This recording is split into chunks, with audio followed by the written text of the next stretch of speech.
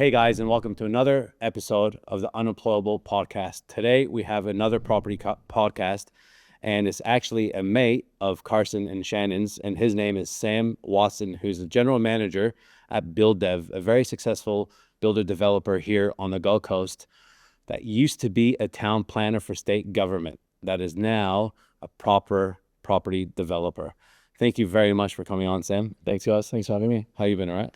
Good. Good Great. day? Yeah, good, busy, sunny day finally. So rain's clearing. We need some movement. Yeah, sorry for the wait. We had another podcast prior that went a little bit over time, and quite an interesting guy. 300 properties. So today's been an action-packed day of podcasts. And you, Shannon, how are you? Good, mate. Thanks again for always having us here. You're a little bit quiet last podcast, so I want you to, up the game this one. You're a little bit quiet. You got lots of value to bring. Oh, it's hard to get in. Hard to get in sometimes, mate. And Carson.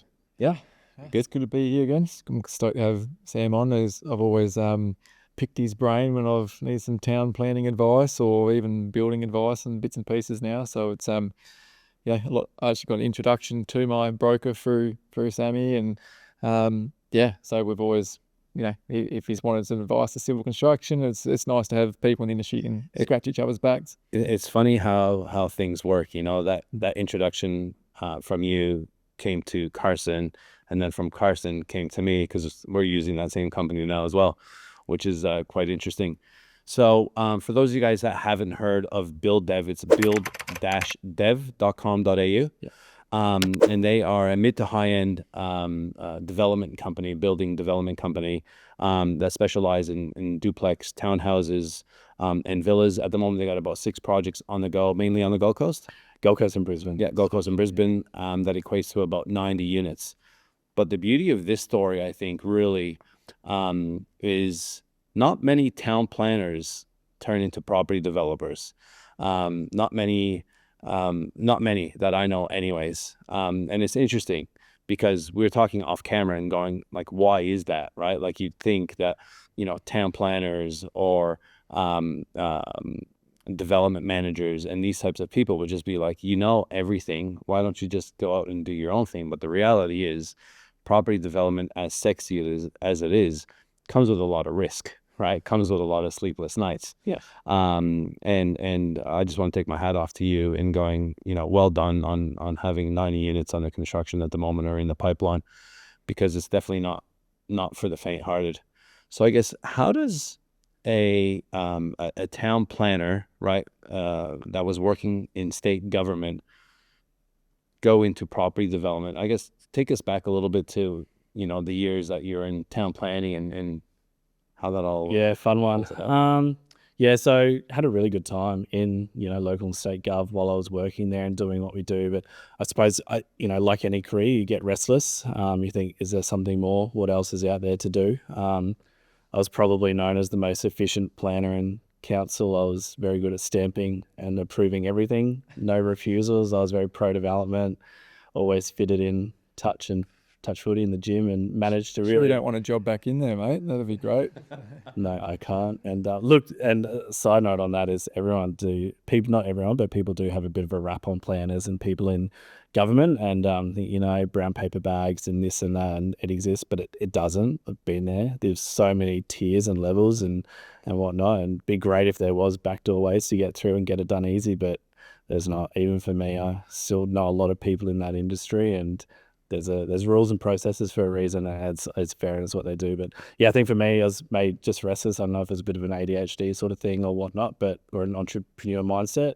Just I knew there was more out there, and if you're in that consulting world, you can get stuck in that mold of what you know, and that's it, and you can become that expert in that area. But and then for me, I was really interested in from the very start, even before I got into planning through the uni years of projects, building, development, whatever it was.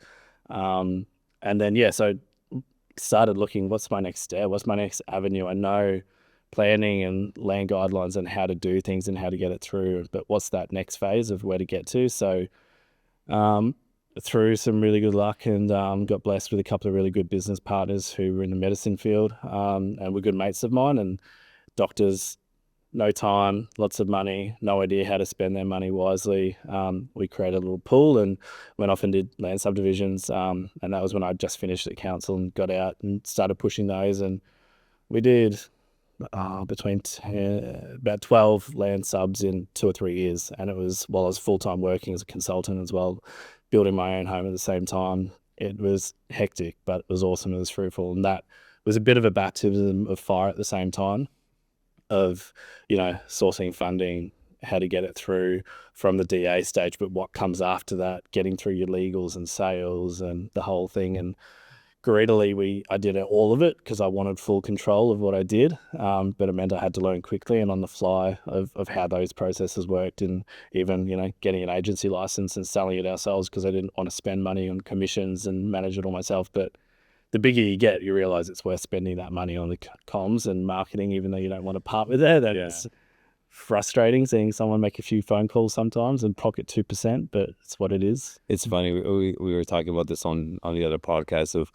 all of us having kind of that scarcity mindset of trying to control every single thing, because it's hard, right? At the end of the day, like I used to own a marketing business, project marketing business, and everyone thinks it's a walk in the park, but let me tell you, it isn't. There's a long time between drinks, and there's a lot of things that happen, in a market, because some of these projects take a long time. You're selling something now, and it's not, settling for 2, 3, and sometimes 4 years, which is, quite interesting time sometimes. So with the town planning, in state government, was that particularly in the Gold Coast? Yes, I was Gold Coast for local government for most of my government career. It was 8 years there, so mainly in development assessment, which is exactly what we all deal with day in, day out. So you got different parts of it. So development assessment is where you're lodging a subdivision or a high-rise application or whatever it is, and the other ones that assess it. And when you're in there, you deal with all the other internal consultants, whether it's civil engineering or environmental or whoever it is. Yeah. You package up everyone's responses and conditions and assess the overall thing. So the side of a town planner is really good. You need to know a lot about all these broad spectrums of other expert areas. So you have to know about koalas and trees and different road surface upgrades and whatever it is, you have to know a lot about all bits and pieces. So yeah, that side of town planning, where it sort of revolves back into development management, it's a really good basis for any property developer. To me, I was like, if there's anywhere to start, it's probably town planning, development management, so you can just learn that overall broad spectrum of the nitty gritty, and then the finance and everything else is a key part. But local government, 8 years, and then I sort of phased out of the planning at the back end of my career there and got into more economic development.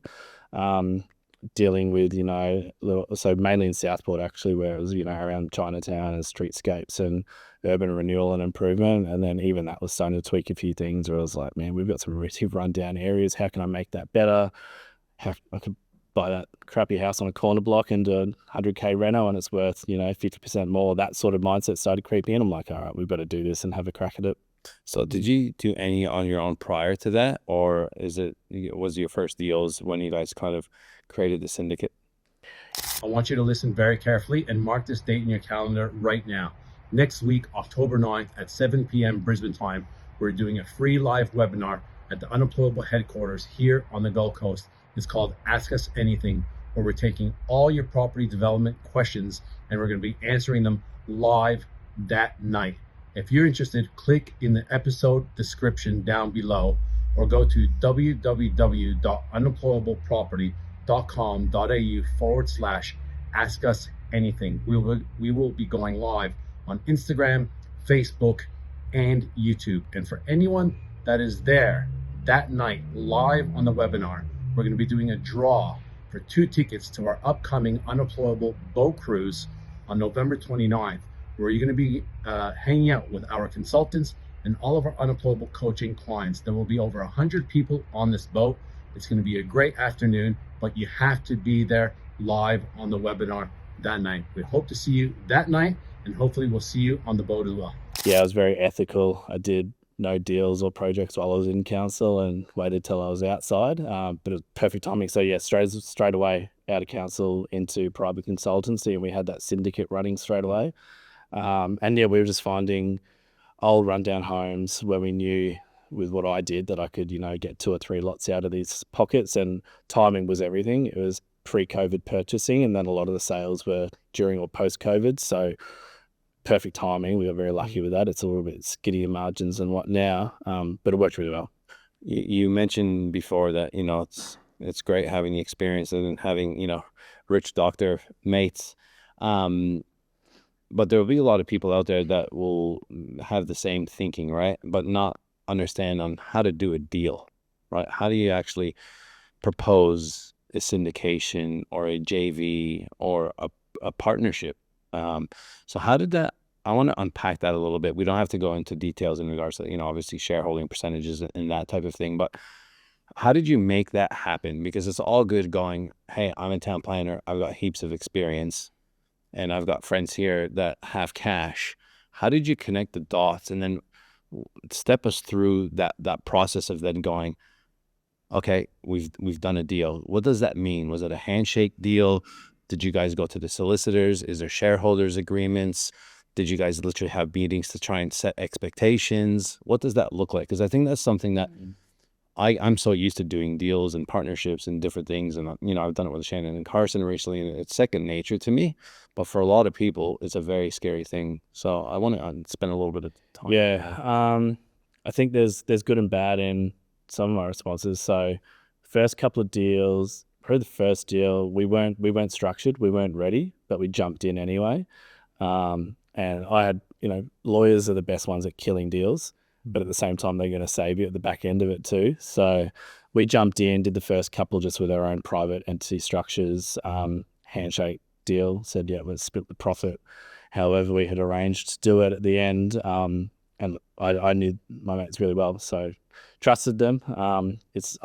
I would never do it again, knowing what I know in the industry now. I would always have a watertight agreement, whether it's a joint venture agreement, a development management agreement, however it stacks up with what the lawyers propose. And it doesn't need to be super technical, 100-page contracts. It can be 5 or 10 pages, if that, as long as you all know what your roles are and you've got something to bring to the table. So for us, everyone had something to bring, whether it was sales, marketing, negotiation tactics, or for me doing the groundwork of finding the assets, doing all the the legwork to get approvals and civils done and titles and whatever it was. So my one for partnerships and joint ventures is everyone's got to bring something to the table. Like, money's one thing, but then at the same time, if someone's only bringing money, there's plenty of options out there for that side of it. It's more like, what's their skill, what's their even ethical stance behind who they are in a project.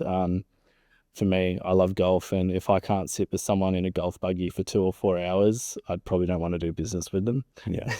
It's weird, but for me, it's like, can I trust this person? Can I get on with them? Are they going to do a sneaky throw the ball out of the bushes and when no one's looking? It's one of those. You got to count all your strokes, man. There's nothing. I love golf as well, and there's nothing worse than playing with a guy or a girl that is cheating right in front of your face. Yeah.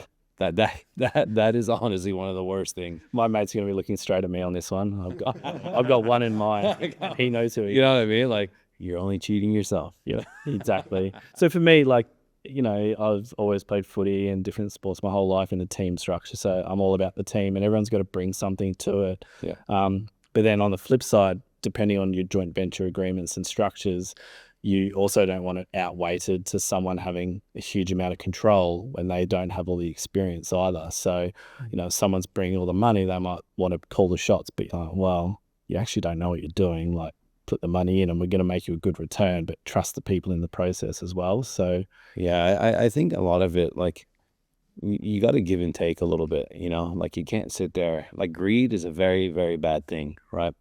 Yeah. But for me, I guess it's setting expectations. A big thing is setting expectations up front for people that are listening to this and looking at maybe going into business with someone or looking at doing a JV with someone. It's really sitting down, right, and having some difficult conversations up front, because the difficult conversations up front are a lot easier than very uncomfortable conversations, on the back end of a project or the back end of a bad business or the back end of a deal. You got to remember, like, I mean, I've, did a bit of background research on these guys. These guys would have done some back research on me, and what I loved about them too is not just, their business success is all good, right? But I loved their humble stories. It's the same thing with me. So that's a tick. Yeah. They're both married. That's a tick. They both have kids. That's a tick. They both got good morals and values. That's a tick. Like, I haven't mentioned anything about money and experience. Yeah. Like, that's all secondary to me. Yeah. Right. At first, you got to make sure that you're aligned with that person, no matter how much money they have or how much experience they have, because it'll end badly otherwise, in my opinion. Yeah. One of the ones for me at the moment is having face-to-face meetings more and more. The Zoom team meetings things, I'm trying to really get away from that from the COVID days. So I've got a couple of investor partners at the moment, and straight away I was like, look, we're interstate, but we need to get face-to-face to sit down, nut this out, learn who each other are a bit more before we go any further. Yeah. So I'm like, unless you're sitting face-to-face, sometimes you just don't know who's who and whatnot, and getting that due diligence on. I know for us it's different. We've all known each other a fairly long time. But if it is bringing someone fresh into a project or a business structure for development, it's getting the nitty gritty out of the way, knowing who they are, and doing that deep dive due diligence on them as well. And I'd expect people to do the same with me and talk to people I've done projects with 10 years ago as a referral thing. Even though I might have been fresh 10 years ago, it still sets the groundwork for who you are and what you're doing the next 10 years. I look at it as it's like dating, like it's very rare that you're going to go out with someone and then next week you're going to marry them, right? You're going to date them a little bit. You're going to see how crazy they are, right? And because we're all crazy at times, right? And then work through that relationship, because a business relationship is just as important as, it's like a marriage, and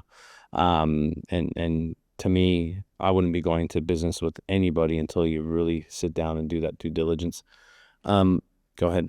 Yeah, you mentioned before, when you're putting that deal together, everyone was bringing something to the party. But what if someone's really eager to get into the space? They've done a little bit of education. What's the best way for them to do their first deal if they don't have any of their own money? They've got, like yourself, someone that they've met at an event, or a family member, or a friend. How do you think they safeguard the project if they're green, but at the same time you've got to start everyone's got no experience at some point, right? So you got any advice in that scenario? It's a hard one, hey.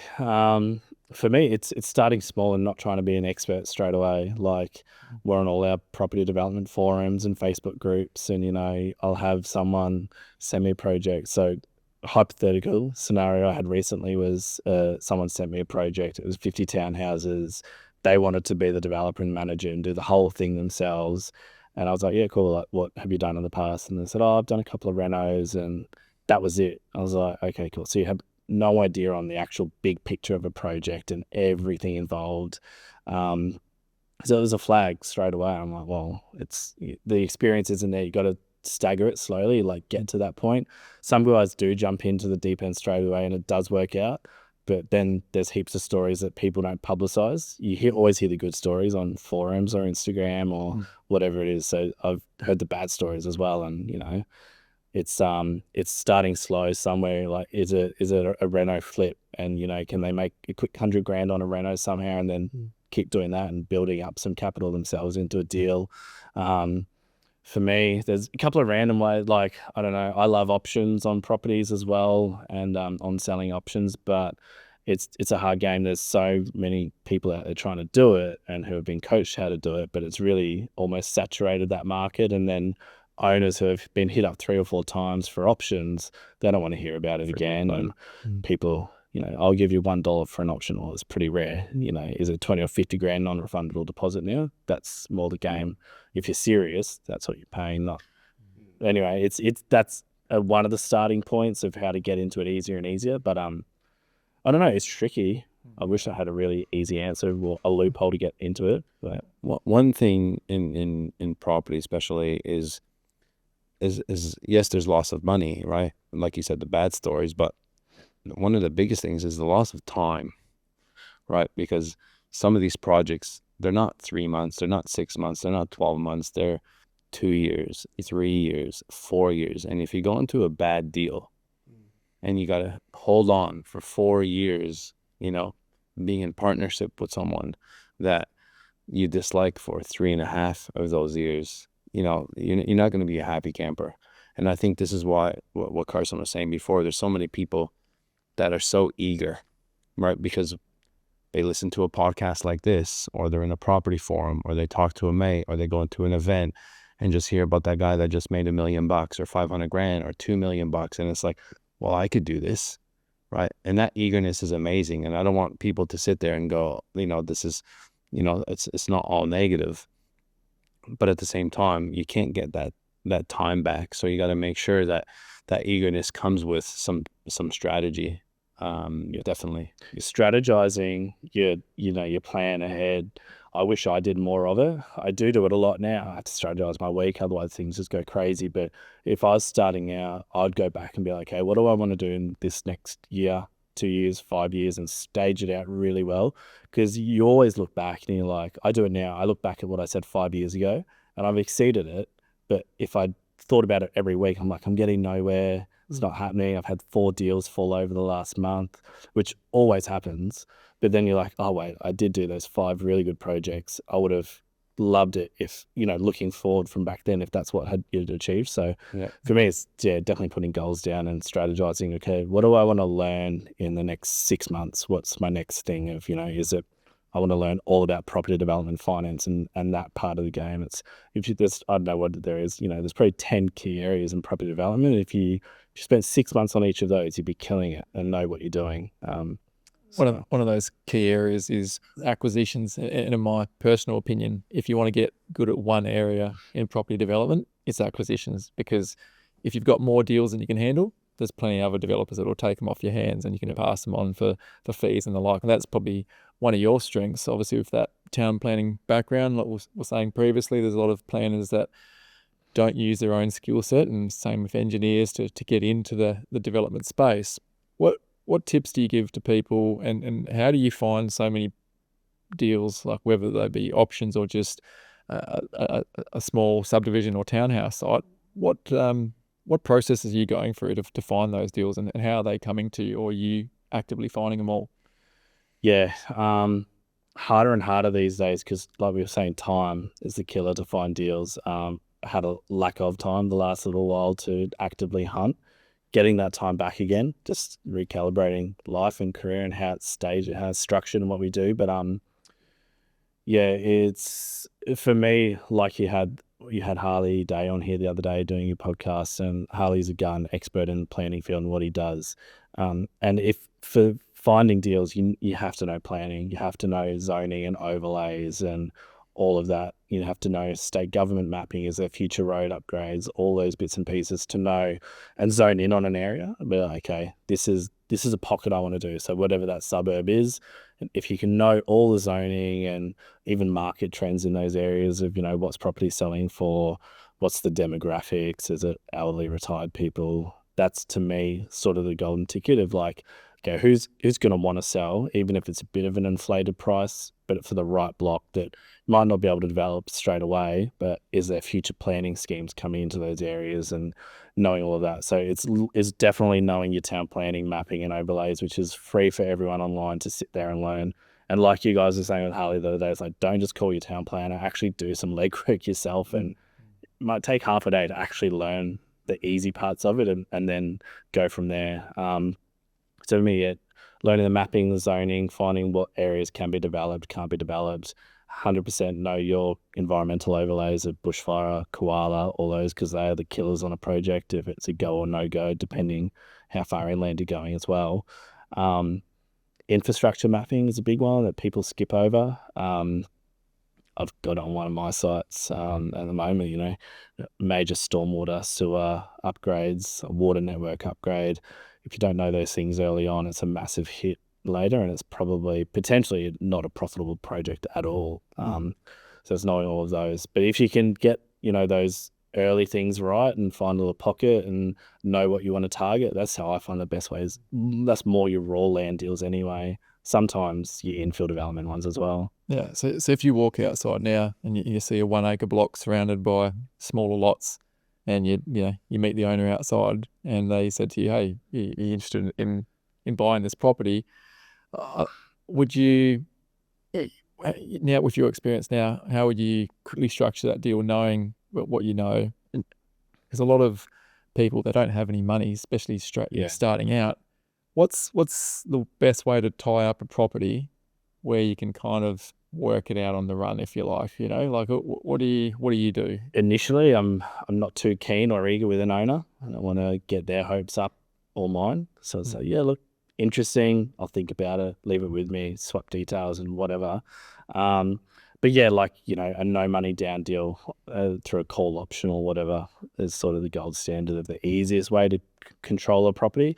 Controlling the assets, everything in what we do. So, yeah, and it depends on your contracts. A lot of owners might not be open to doing a call option, and hopefully people listen to this understand what a call option is. And What is a call option for those that don't? Carson's the expert, but essentially it's locking in a price for the property at a time in the future to purchase it. So for me, a recent deal was a 3-year call option, paid above market for the property, probably by a fair bit, knowing that in the future, in 3 years with a DA on the site, it's probably going to be undervalued.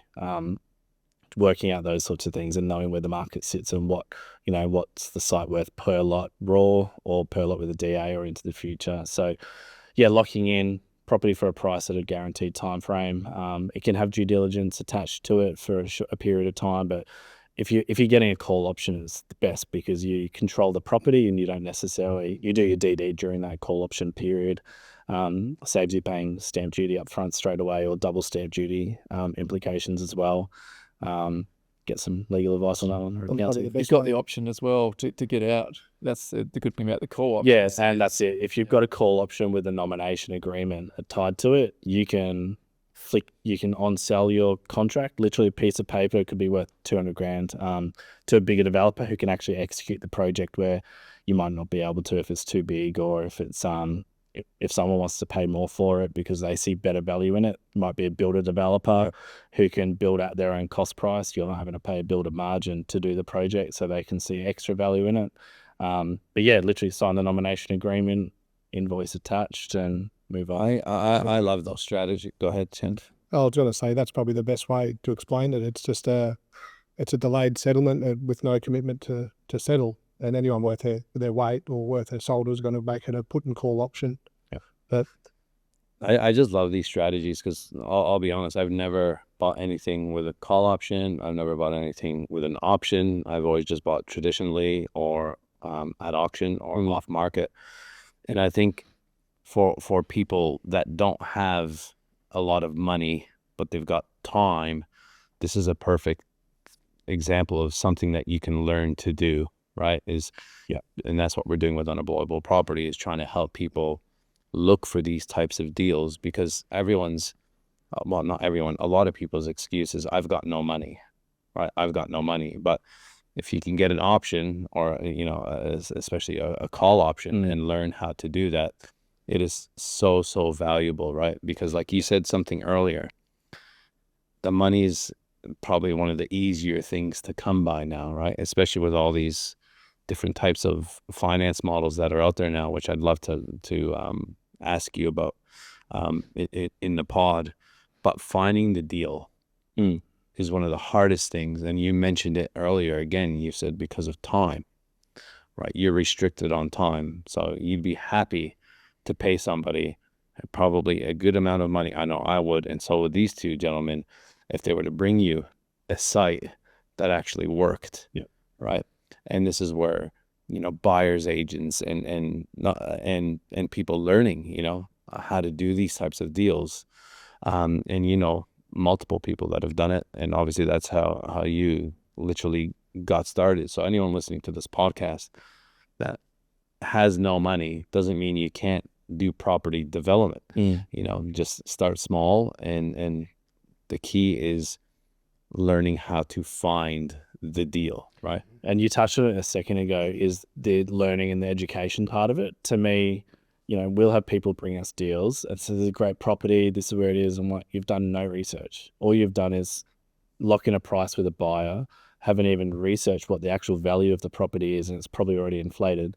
I get calls weekly from people, hey, I've got this site, it's really good, you guys should have a look at it. I'm like, you can't develop it. It's low density zone, 500 square meter block, not on a corner. There's nothing, there's no extra value in it. And these are buyers agents, people trying to do options. And I'm like, just educate yourself. Because if they educate themselves, they're bringing value to the table by finding the right deal and then bringing it to the table. Well, that's the thing, right? And at the end of the day, when time is scarce, are you going to pick up the call the second or third time when you know the first one was a waste of time? Probably not. And this is the thing, right? Like, you want to make sure that you're educating yourself and not wasting people's time. Yeah. And it happens to me a lot now, especially from being on the podcast, because we talk about property and we talk about business, and people, hey, I got a business idea, or I got this opportunity, and I could just tell by the way they send the message that it's going to be a waste of time. So spend a little bit of time articulating a good message or a good email, or making sure that you're doing the due diligence and learning properly before you go. And you look like someone that spent 5 minutes on something, and you're trying to, pitch it to someone that's been doing this for the last, 10, 15, 20 years of their life, so you don't look like an idiot. Yeah, you said, it wasn't a deal, or the numbers didn't stack up. What are the numbers, and how do you know when a deal stacks up? Like, are you looking for a magic profit on cost number? Are you using different parameters to work out when a deal's profitable? And does that margin change for the different stuff that you're doing, whether it be built form or subdivisions? Yeah, it changes per project. And then, so generally it's like time in for a deal, how long's the project going to take, including your from acquisition of the site through to sales and getting the money back in at the back end. Is it 12 months or less? And that's generally pretty good. If it goes over that, then is there ways to stage the project? Is another one, so you're getting some income on it, because otherwise you're holding with no money for a long time on projects. So Feaso wise, I'm living in Feasos like you guys every day. 90% of Feasos don't actually stack up. The 10 that do, that's when you want to jump on it. But generally 20% plus, that's what we all sort of work off. Yeah. Things are getting skinnier these days. Some are getting better, depending. It's all on the buy. Like, if you buy right, then they're generally getting a good deal. So for us, it depends on the finance structure and model too. Depends on the interest rates that you're going to be paying, or how much money is going into the deal. Depending on your gross value of the project versus your lending valuations and all the rest. Roughly 20, 25, 30% is good too. Be nice. Just on that, can we unpack one of your first deals and what it looked like? And you had some friends that had money? Yeah. First deal. This is ages like back. From a First deal was purchase and finance perspective. Yeah, all right. This one was an interesting one. First deal at Varsity Lakes on the Gold Coast. I targeted this location. It was ex-housing commission area, where a lot of the owners had come in through the government system and then purchased their properties from the government very cheaply early days. So it used to be called Stevens, had a reputation, got renamed Varsity Lakes, sort of upped the values a little bit, became a little bit fancier. Found this one little pocket of this suburb where there was 4 houses in a row, all dual frontage. So they had a street at the front, a street at the back. Their zoning was low density. They were 804 square meters. So your minimum lot size I knew was 400 from my council days. So I knew that you'd draw a line down the middle of the site, and you had 2 street frontages ready to go. So I targeted these people, probably knocked on their doors 4 or 5 times each. Most times said, no, we don't want to, we're never selling, we don't want to deal with it. Didn't really want to know. And then I got a call from one of them. She's like, I'm ready to talk. I was like, she thought she owned the whole street, and fun chats, few teas and coffees in some feral houses, but just had to do it to have a crack. And so we got that property for $550,000. That was a long time ago. And then did a cosmetic reno on the main house, sorted out some engineering, some sewer, drainage, all the rest of it, cleared the back of the block, put in new driveways, tidied it up really good, sold the back property for $600 for just land only, resold the main house for 800, and I think the whole deal cost us maybe 200, including council fees and finance and everything. Cool. That was a lot of our own efforts as well, and engaging some contractors and whatnot. So profit margin on that was really good, but it was buying right, hustling. It takes so long to find some deals sometimes, but it's always worth it. So last year I finally locked down a site that I've been chasing for 6 years. So coffees, teas, all sorts of things with this vendor. It took me 6 years to get the deal done, but it was worth it. Sometimes it's not worth it. Sometimes it's one of those things where it's like, do you have to, if you're bashing down a door, do you want to know what's on the other side? And Not going to elaborate on the all sorts of things. No, nothing crazy. But it can take time. But yeah, once you get those few deals, you start to learn the process. You learn negotiations better and better. You it's got to be a win-win. Everyone's got to be getting something out of the deal. That was the first deal. That's how it sort of snowballed from there. What are your rules and guidelines as a developer when you're looking at a deal? So let's talk a little bit about feasibility. What's your minimum development margin? Do you have a minimum development margin on the fees if it doesn't stack, like removing the emotion out of it? Yeah. Look, generally 20%, and that's on total development costs. Total development costs, after your interest, everything. Because otherwise the risk how risky do you want to go, it can be high risk going any further. Like I've got a deal a month ago put in front of me, and it was going to be a 6% margin. Awesome project.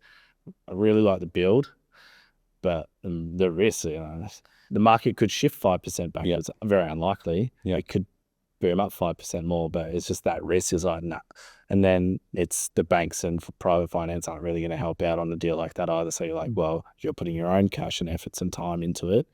It's just like, nah. As soon as you start jumping at deals that are too desperate like that, you're going down slowly. I think anyway. Personally, I'm just not into it. When you're working out the gross realized value, and for those of you guys that don't know, that's basically total retail sales of the actual property.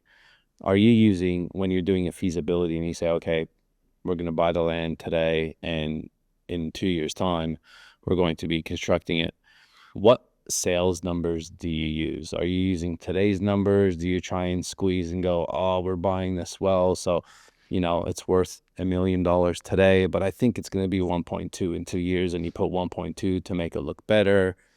Do you do that type of thing? Because I know I go today's numbers, because then you're getting a bonus at the back end if you do get that extra capital increase, which the way the property market's been going the last few years, it's really done the heavy lifting for a lot of projects that by the end, when they're ready to sell, it's sold for more than they would have thought at the start. But if you look at those projects at the from the start, cost overruns and everything else, they might have made 10%, but they got lucky that the property increase and there's been that inflated pricing. Go ahead.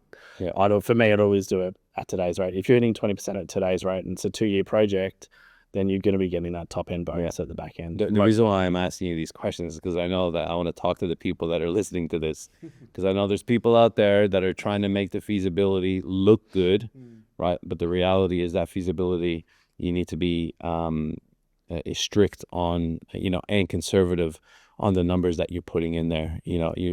I look at feasibilities as like, this is trying to tell me not to buy it, right? Like, please tell me not to buy this. Please break it. And then go, this actually looks good. Please tell me. Yeah, exactly. Please break it.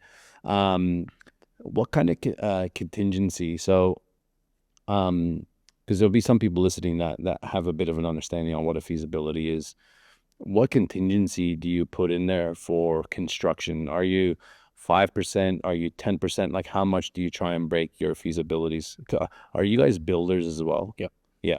And being a builder, obviously, Yeah, so it depends on the project as well. Depends on the unknowns on a project. If you're all over your plans and engineering, civil, structure, all the rest of it, and you've got locked in pricing with trades and subcontractors and suppliers and everyone else, then you're generally pretty comfortable.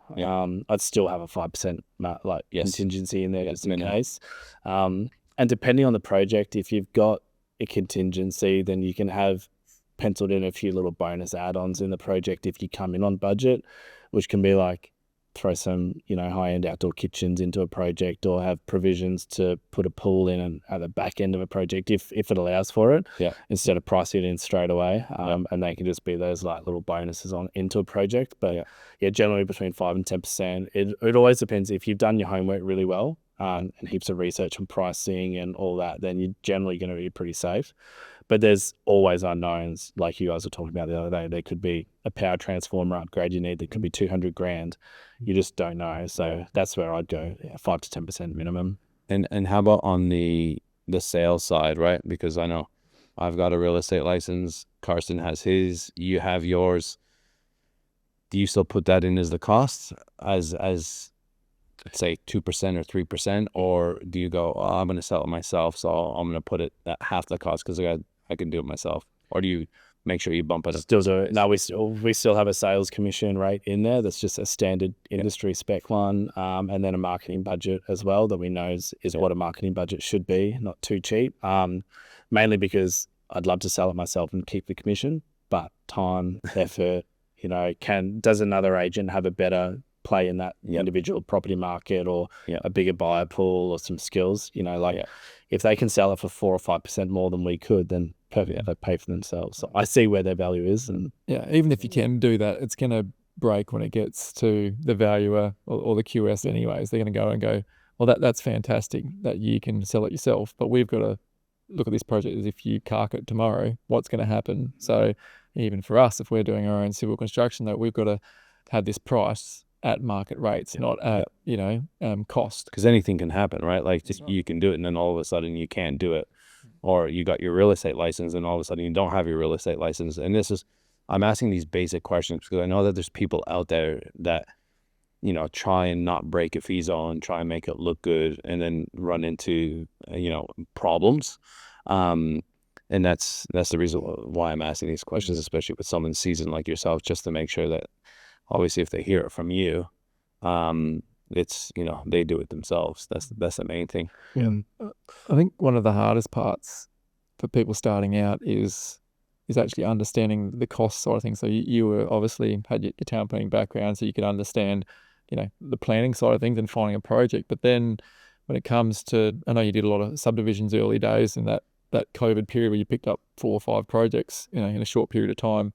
How are you putting the numbers in your fees at the beginning, and then as the project progresses, what's your processes that you go through to lock down those numbers before you choose your contractor, and how are you going about that?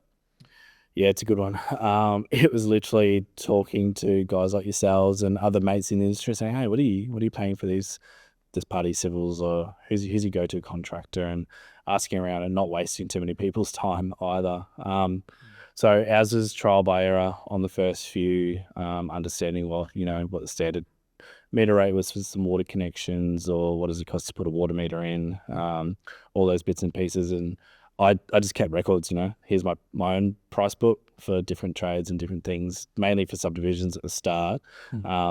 So I knew roughly, this is what it's going to cost me for water on a simple subdivision, or if it's a rural one, this is what it's going to cost per meter to get it in. Started to understand what it was going to cost to get excavation in per day, some engineering supervision, all those things. It was mainly asking around, getting rates from different suppliers, different people. Having our own 2-ton digger saved a lot of money and time, and digging a lot of drains myself randomly, which is fun. So getting in there and doing it is where you save cost as well, where you can. But yeah, it was definitely asking around, getting rates, and just hitting everyone I could up to get those rate books filled out. And now with our construction company, we have our own price books, we have our own estimating software, and all our prices are in there, and we know exactly what we're paying. All our subbies and suppliers know what rates we work with, and so if it's going to be a high spec luxury, mid spec home or townhouse, then we know where the square meter rates are roughly going to sit as well. And yeah, that's how, once you have your numbers right, you're going to be a lot safer in the game in your early stages of fee zones and knowing where you're at. As builder, are you giving people that are coming to you now, because a lot of people just say, what's the square meter rate for a duplex? And it's a difficult, I'm going to be asking that after the pod off camera. So. It's a hard one. It depends. I'm like, okay, do what do you want included? Do you want pools, or do you want a crazy $200,000 high-end kitchen in your home, or do you want a 50 grand kitchen? It's all different specs, you know, and how far people want to go. And once you lock down a design and they want to add inclusions, then it's creeping up. So thumbs up, and you, for a basic duplex and a high end duplex. I know you're doing stuff at the moment. What's a ballpark range just with someone playing at home? Oh, I'm going there. On there, I like that. I was gonna wait till off camera, but you're his mate, not me. I was gonna respect him, but Oh, honestly, it's not cheap. You know, I go even, you know, if we wanted to build a low spec duplex in New South Wales somewhere where I don't build and I go to another builder, you know, the recent one we had, this is low spec, single story, 200 square meter place, was about 500, just under 1,000, about 480,000 for just a single home down there. I was like, it made sense, but the meter rate just pushed it, and that was for mid-spec through a project home builder who normally have really good buying power, can build that a little bit cheaper as well. So it definitely pushes, but it's so hard. Depends on the product, depends, you know, we're doing 3-story for a lot of our townhouse product now because sites are tight, but you can still fit in a really good product. So, you know, we're getting 4-bed, 3-bath, good living, rooftop terraces, all the rest in a 200 square meter footprint with, you know, extra outdoor living areas, double garages, all that sort of thing. But the price goes up because you're doing 3 stories, so it's a little bit more extra waterproofing on roofs, terraces, scaffolding, traffic control. Depending if you're on a busy street, if you're on a state-controlled road, and you got to shut down the road, your square meter rate is going through the roof because you're shutting down a busy road. Traffic control, $3-4 grand a day potentially. How many days do you need the road shut down to bring cranes and trucks in and deliveries? And it can push how many crane lists do you need on a project. Site specific, if you get the right site and buy well, your build cost can actually come down a bit as well. we're gonna take that conversation off camera by the looks of it. It's a very political answer there, wasn't it? You went to it. What's the average? Can I ask the same question with your feasibility and get the numbers right for your back end sales? How are you firming up the end sale price, and what sort of DD are you going and seeing other units, walking houses? What are you doing there? Hard one. I love open homes. I love going on a weekend and seeing what buyers are in different homes and who's in there and how many feet are on the ground and what are people buying at the moment. Doesn't mean that's what they're going to be doing in 12 months, but at least when your brain's in it and your mind's in that sales and market. So I love that side of the industry and what we do. So you're not just jumping on real estate and looking at a couple things that sold and plugging that number in. You're RP data, just do a deep dive into that suburb, like for like sort of properties, depending how old they are, seeing what all the recent sales were. That's sort of your low standard point of figuring it out. But then, yeah, I don't like looking too far ahead, or I do talk to agents and farmers and say, hey, what do you guys think? Can you give me an appraisal? Give me a ballpark figure. What have you sold recently in the area? What are your buyers looking for? Put all of that together, whether I get 5 or 6 responses, it sort of gives you a median price point. Your high and low, pull all your statistics into play and figure it out. But I'll normally find the median of what I think it should sell, and then pull it back a little bit as well, just in case. You know, what if things cool off in that pocket, or what are people doing? But you know, a couple of rate drops might come through. There's been one recently, hopefully a couple more buyers are in the market. People can afford a little bit more on borrowing power, might push it up a bit more.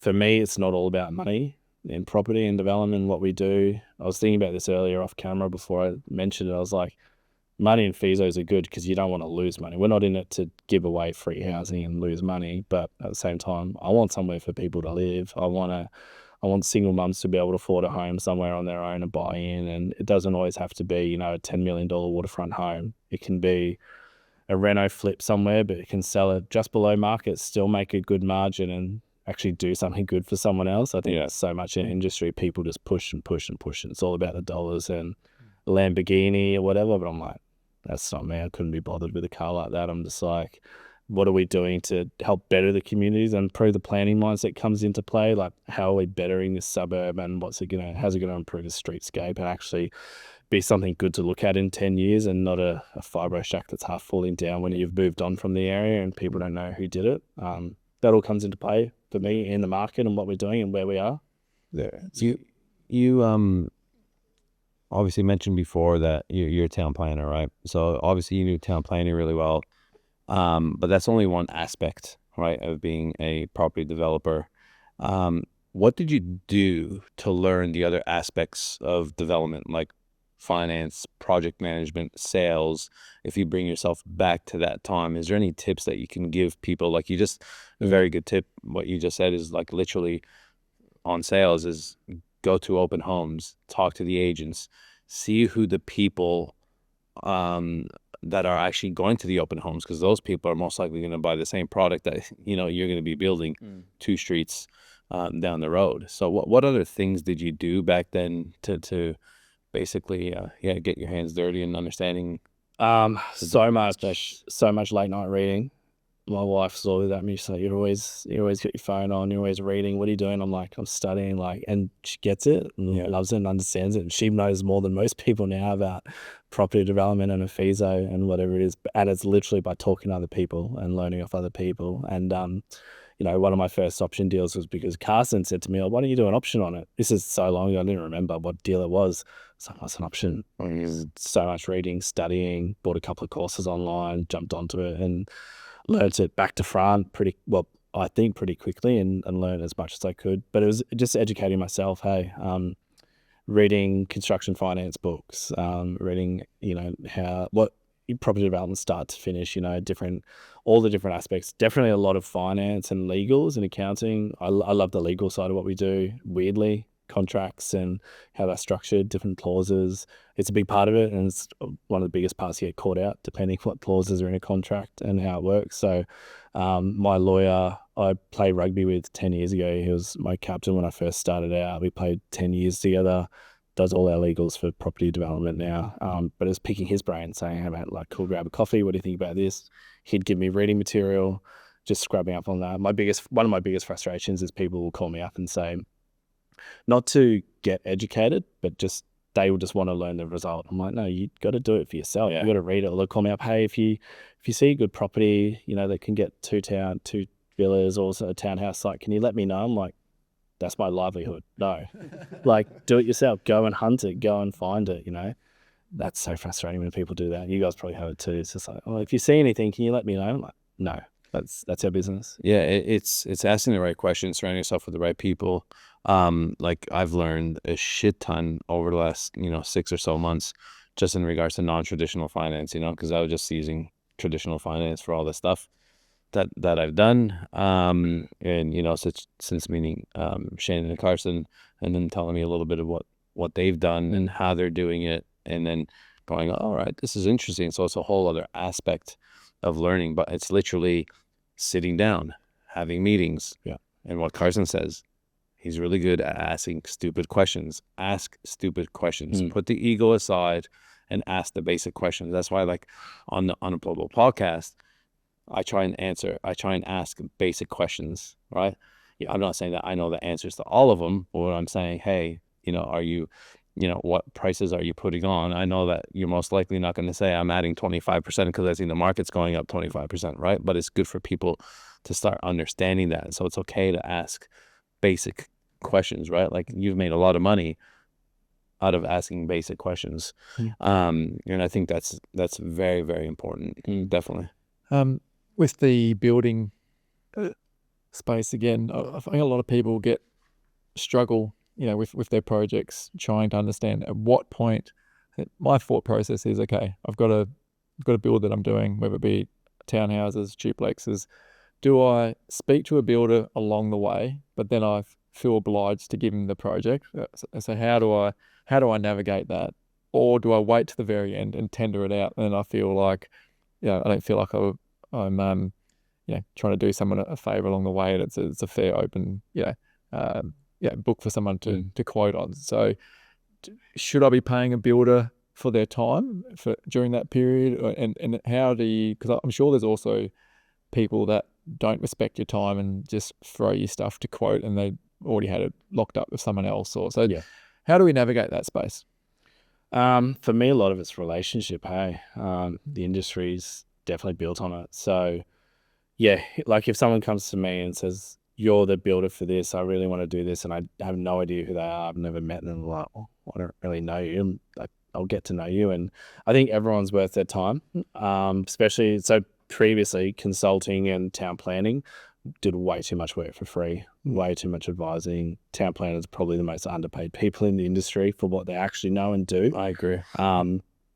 So hopefully they don't all jack their prices up on us. But I do think that. I think everyone's worth their hourly rate. You know, if you are willing to spend $500 on some DD with a town planner to sit with them for a few hours, you will learn way more than you'll learn on your own in a week. It's totally worth it. And the same for us. For me, if someone's prepared to pay for a quote, I know they're committed to the project or the time, or not so much just pay for a quote, but, you know, put some money aside to actually sit there, do some DD with us. I'll run them through previous projects, future projects, pricing, materials, selections, finishes, all the rest of it. And they'll probably learn way more than they would have just by trying to figure it out themselves anyway. You know, it's hard for builders. You probably want to be involved early in the piece, personally, because it can help shape it to who you are as the builder as well and what your product is, because every builder's a little bit different. So, yeah, for me, you know, like picked up a project not too long ago, a fair way through it at the moment, but there's so many discrepancies in the plan set, non-stop RFIs to the architects, engineers. Hey, why don't you think about this? The 3D render shows this, but your picture doesn't have, you've got no PowerPoints or light provisions in this whole area. So if it can be done early on with the builder, interior designer, everyone in one piece, and you're going to have a way easier, smoother build at the back end that probably stays on budget as well. That's one thing that's pretty key in the industry and what we're doing, especially townhouses. People just look at the numbers and as an investment, but not actually dig deeper into the deeper parts of their plans and, you know, how much they want to spend on a kitchen. They'll have a budget in mind, but it doesn't meet the finishes that they want. So like, if you can plan it out really early and have someone come along for the ride, whether it's probably a worthy investment anyway, if they did spend money on that, because then they'll figure out if they want to work with that partner, that builder, that developer, and then it's probably going to have a better set of plans and a finished product anyway. You've got to pay for it at the front end or the back end, like you just said. That's the hard part. If you're doing projects with no money from the start, then you're like, far out, how do you do this? But if you are doing projects with a bit of a budget in there to do it the right way early on, you're going to make that money back at the back end anyway. You might save more money at the back end if you spend it up front. So let's go through a process, right? Let's go through a built form. So there's a person, they just found a duplex site as an example, or a site of some kind that there's going to be built form. Call it a duplex, call it a house, call it townhouses. They buy the block of land. They've done their feasibility. They've talked to a couple of builders. Because at some point, sometimes you don't have an option or a call option, and you're literally got 30 days DD, and then you got to go unconditional, and you're settling in a certain amount of time. So you don't have time to literally sit there with you and go and hire the interior designer and spec everything out, right? So at some point, you're kind of licking your finger, putting it in the air and going, I think I'm close. And I like the site, and let's go. Yep. You then hire an architect. An architect's then going to draw it up for DA plans, and then obviously work on construction plans. Yeah. You then have a set of plans. You have a set of and then you have a set of construction plans. Before I come to you, right, what else do you want to see? Who else do I need to talk to? And what you're saying specifications, right? So when I go to an interior designer, that's fine.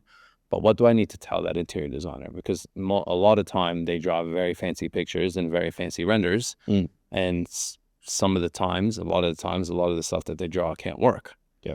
So what should someone prepare for before I ring Sam Watson and say, hey, I need you to price this job?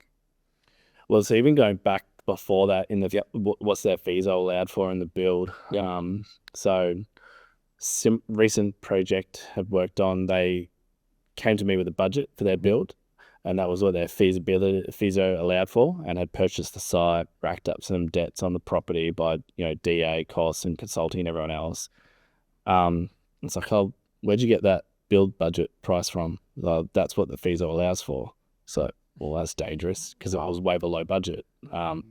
So by being involved later in the process, I've been having to like try backwards invent this project to cut costs wherever possible and change engineering designs and, you know, structural framing and whatever to bring that price down.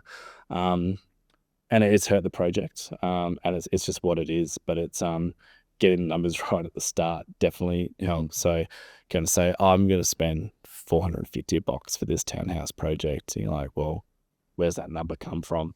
Which is a hard one because I'm sort of going against what you're saying, because you sometimes don't know what the project's going to cost until you've done all your engineering, gone through council, because you might have some civil blowouts or a tree that you've got to keep and do some crazy protection of or something like that. So you don't always know. But if you've got a realistic build budget that allows for a certain level of finishing and whatnot, the right interior designer should be able to give the right specs. And so, you know, your tapware, your electrical fittings and fixtures, your joinery schedules and all that to fit that budget.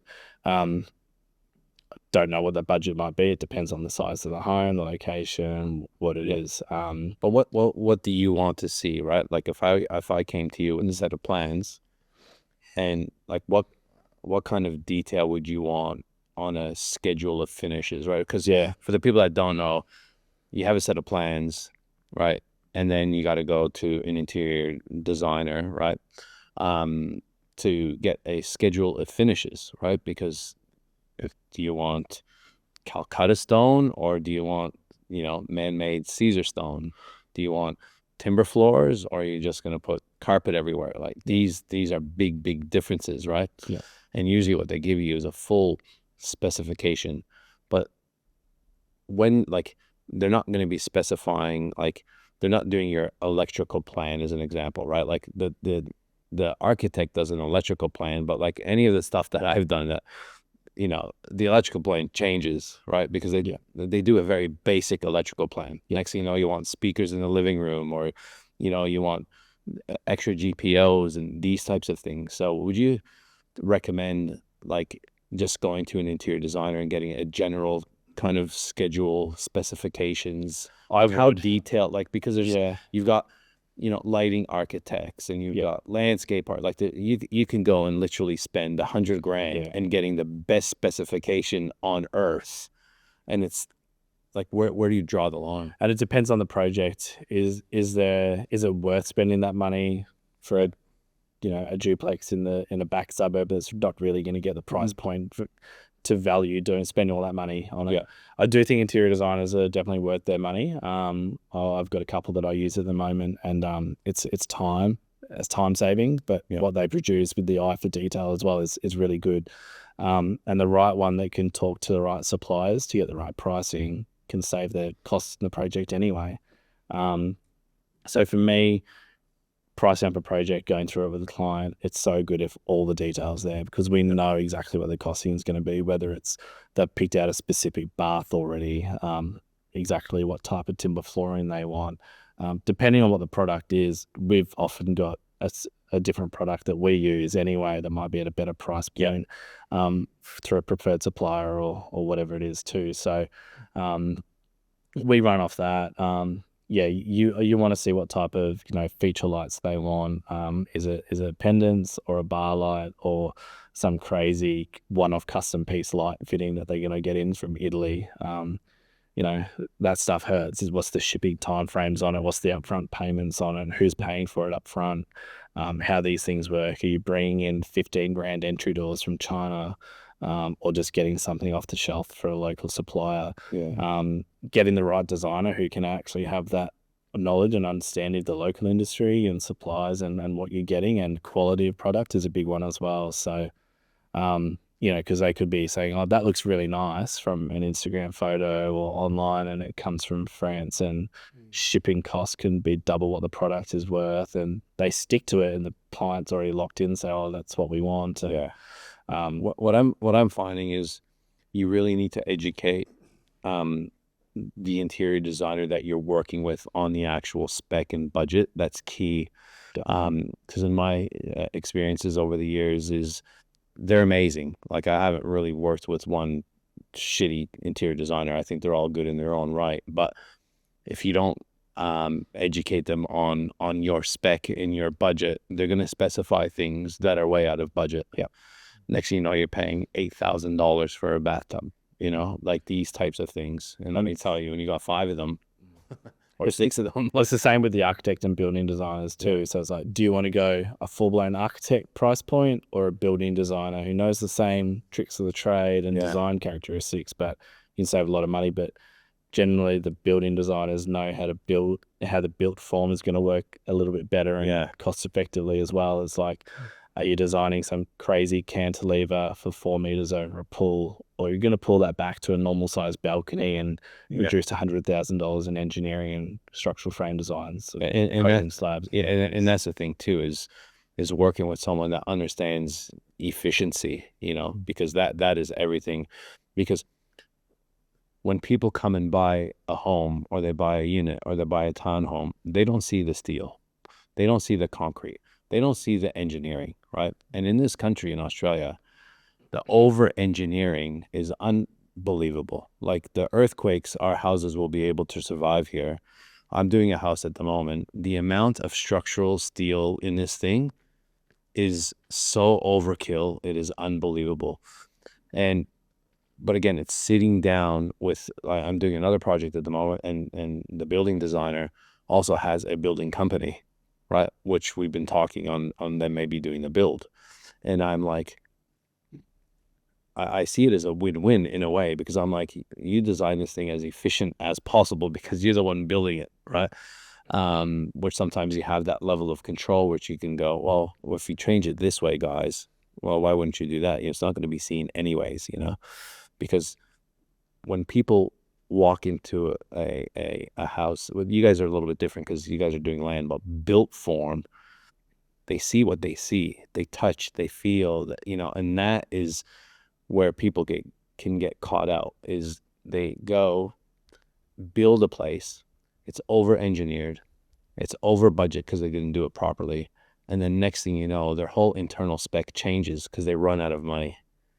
And all of a sudden, the project that's supposed to look amazing on this render, right, looks like a bastard child, it's just not good. Yeah. And I've seen it over and over and over again in multiple projects, So that's why, getting it right up front, very important. Yep. With the, I know you're doing a lot of joint ventures now with your company.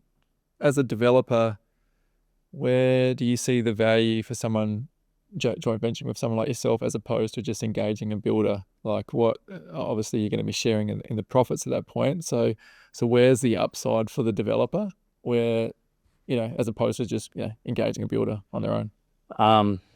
Project specific for sure. For me, a joint venture is more like, what sort of pulls me on the project? What do I like about it as well? It's not just about the dollars. Is it really cool location or a design that we want to be involved in? Do we have design input from the start under a design and construct type project, which for me as a JV that's what I will push for, where we have a lot of input from the very start, where we can help manage through all my own consultants, the process as we go. For a JV, it depends on what the other parties bring to the table as well. Are they saying, I've got a piece of land, you guys can develop it with me, but they've got zero equity in the land? Well, it doesn't work. So, or do they have a freehold block of land, but they just want a builder to come on board and manage all of it for them?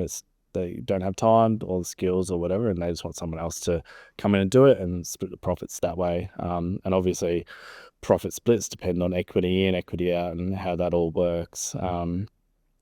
Totally. So many different ways on doing them. It's all like we said at the start. What do they bring to the table? How does it work? A lot of JVs I see in the industry now are literally just to get the margins right.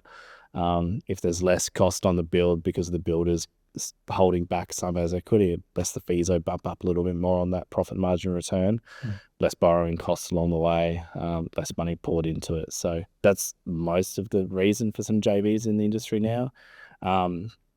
It definitely works, and it definitely works on the right site and location. So we do a mix of straight client builds or contracted ones, and JVs, whether it's commercial or residential. So it can be tilt up slab warehouses or light industrial or 20 townhouses. Either one works. What's your advice for people? Obviously, a lot of builders are plus cost, or they've got the fixed price contracts. A lot of builders got cooked and are still going under at crazy rates at the moment. Yeah. So what do you do personally, and what do you suggest for developers to avoid maybe in that space? Depends on the developer, depends on the finance structure as well.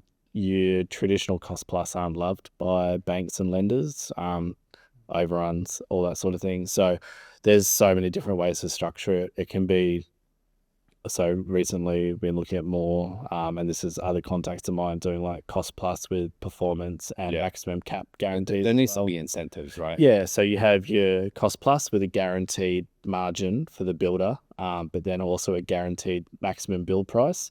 It's like a fixed price, but it allows for flexibility in bits and pieces. You might say, oh, we can save some money on one item, but put that money into another item to up some specs or something. So, you could have a guaranteed margin for the builder of 500 grand, but then the capped build maximum price could be 4 million or something like that. And then at least then for the developer and the team, it's a maximum budget and allowance, a little bit safer. So that's more common for your cost plus. It's pretty rare that it's cost plus with no budget.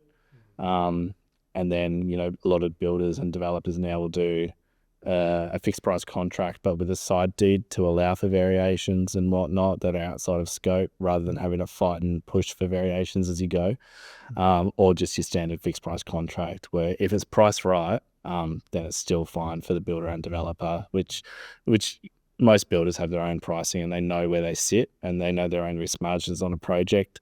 The pricing and stuff for suppliers and labour at the moment are pretty stable. They're not really moving too much. I think the hardest thing in the industry is labour. It's getting enough bodies on site, enough people wanting to turn up to work, Tradies are earning so much, 3 days of work is enough for them and they're happy and go fishing and surfing the rest of it sometimes. That's not everyone, but you do see it. It's hard to keep enough movement and stuff, but it's that Gold Coast lifestyle. But now the sun's out, so that does happen. But it's a part of the industry and what happens. No, that's good. What's your outlook on the Australian property market next 12 to 24 months? Not an economist, but I love as a financial advice. Yeah, I love keeping an eye on it. But I've always thought the Gold Coast was undervalued for sure. You look at beachside suburb here compared to Sydney, tend to way prefer to live here. So I don't see how, especially Gold Coast, Brisbane doesn't keep on pushing. Supply and demand's number one in property and economics. So we don't have enough product. We got too many people coming into the country. I won't get political, but it's we all see it every day. So I think property is just going to keep on moving. It's just assets and investment. That's how it works. So I really like infill, medium density type projects, that bit of semi-urban renewal, getting into those suburbs in between your rural to city sort of living and some of the inner city stuff. But the closer it's finding the right margins, the right location. But I think those middle areas where it's if you knock down and rebuild 3 or 4 houses on one block, that's really good because you're still keeping the lifestyle. For people who want that, it's that bit of suburbia life for families as well. Not every family wants to live in a $3 million beachside unit. Just doesn't work for everyone. I can't see it going backwards. There's no way it's going to do that. The what projects are you seeing? Obviously you're doing lots of different built form. Are you seeing like townhouses are performing better from a margin perspective than luxury duplexes, or is there a particular niche that's performing better now than others, or is it just really project specific? Yeah, look, knowing some of the numbers and stuff in the industry and other contacts and friends doing projects in all different things that I don't do. So whether it's your high-end waterfront home or your super high-end duplex villa somewhere, the margins on those aren't as good as, I think anyway, as good as they look on paper or on Instagram. This house sold for 8 mil and it's all this marketing and branding. You're like, no, what did it actually cost? How long did it take to get to that overall cost as well? What was the end sales cost? the margin on those jobs and the risk of selling a one-off high-end product for a crazy number to set a suburb record versus a safer project like a townhouse project or a infill one. I think the numbers are probably better on your mid-spec townhouse type projects, but it's harder to find those sites as well. There's not enough supply for all those pockets of land in different areas. So we do a bit in Brisbane and Gold Coast, but it's hard to find the right sites in the right locations. The knockdown rebuild market is always going to be there, but I don't know. I'd like to see some numbers and some demographic and economist stats on that buyer pool of that super high end luxe waterfront property market. I don't think it's ever going to fall apart, but a lot of people will jump into that thinking I'm going to spend $5 million building this epic home. It's going to sell for $9 million, and I bought the land for $2 million, and it's going to be such a good deal. Is the buyer there? And then do they put their own flavor on the build too much as well? And they're like, that's what I want to live in. Why doesn't anyone else? Yeah.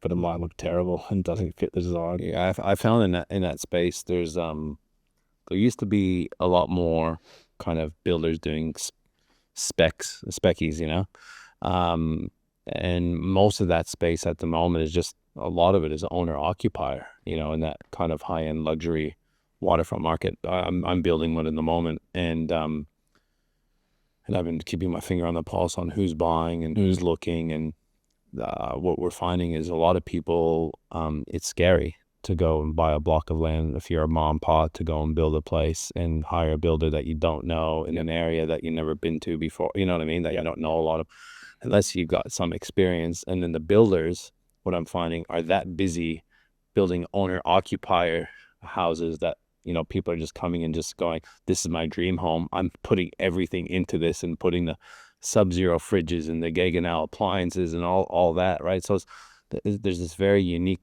pocket there, but definitely if it's your first rodeo, that's definitely something that I wouldn't recommend doing. The townhouse in the infill and the duplex style sites would definitely be more of an appetite for that. I agree 100%. Yeah. But again, it's just knowing something, sticking to your lane.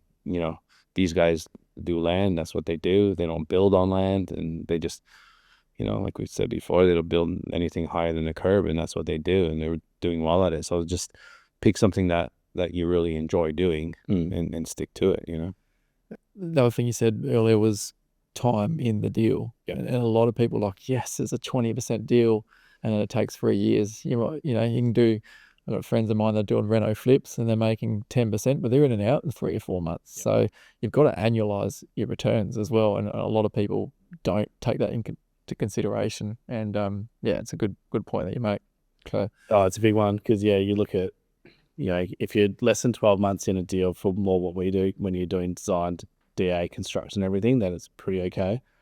And depending on the size. But if you're doing 50 townhouses and it takes 3 years to do the project and sales at the back end, it's a long time. It's a lot of money outlaid. It's a lot of interest accruing, especially if it's peak debt at the back end of it. Depending on the size of projects that your listeners are doing, can it be staged? Can it be cut down into, blocks of 3 units or blocks of 4 units, and you can sell down as they go and draw down the debt, and then by the back end it's pretty much just ready to go. So that's other ways of looking at deals and structuring them.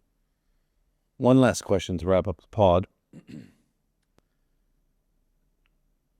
Speaking to the viewers, right, that have no money, but they love property, they've been listening to the pod, they're in, Facebook groups. What would you do? What would you recommend them doing to get in the market? Education's number one. And it's not trying to be a flash developer. It's not trying to wear your loafers and drive a Lambo. If that's what you want to get into the industry for, it's probably not going to work for you. Are you wearing loafers right now? I'm treated. I knew you were wearing them. I'd rather live out of the bush any day. But it's, to me, it's education. Obviously, with the no money thing, if you've got education and the right thoughts and process behind what you do, then you can make money out of it. You're not going to make $1 million on a first deal. The ones who do it are lucky or have hit a niche, really good product or market or what they do. And then it's learning with the right people, meeting the right people, networking, not being desperate, not being a salesman sort of thing, that mindset. It's being genuine in who you are and doing the right thing by other people as well. And it'll flow, it'll come back, and you'll learn things, and the right deals will fall normally. I find that anyway. But it's also, you know, is buying and holding a property for people like that at the start maybe what they should do. Should they buy something well, use some equity in whatever property they've got, wait 4 or 5 years, get some really good build up in that, and then they've got an equity pool to go and do something else. Sell that, maybe pocket 250, 300 grand, and then you've got the money to go. Yep. It doesn't have to be straight away. It doesn't have to be tomorrow. It's all that time and planning ahead. Yeah. Awesome. Any other questions? Nah, that's great advice. Thanks for coming on, mate. I appreciate your time and let us pick your brain. Thanks for having me. Yeah, thanks, Sam. Thanks, Carson and Shannon, as usual. How do people find out more about BuildDev or want to get in contact? What's the best way to contact you guys? build-dev.com.au. Yeah. BuildDev on Instagram. My phone number's on there as well. So always up for a call or an email or a coffee or a beer with anyone. Just don't waste this time with, hey, I got this site and it's in a low density zoning. Okay, whatever you do, make sure you're doing your research.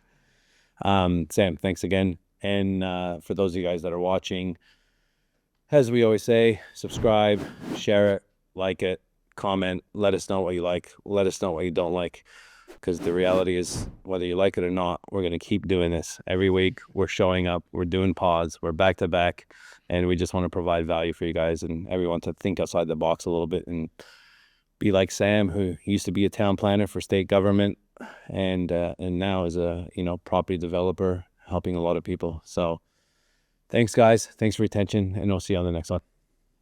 Hey there, I hope you enjoyed that episode of Unemployable. If you'd like to watch another episode, just click there.